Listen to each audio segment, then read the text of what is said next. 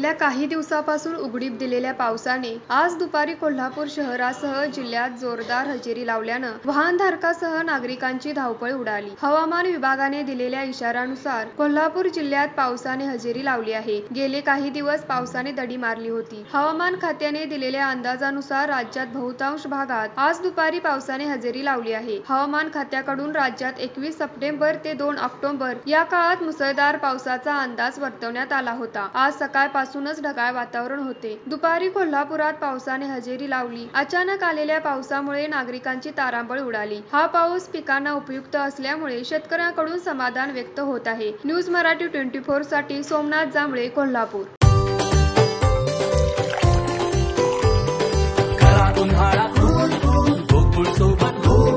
गोकुळच्या ताक, दही आणि लस्सी सोबत हा उन्हाळा बनवा अधिक टेस्टी, अधिक कूल।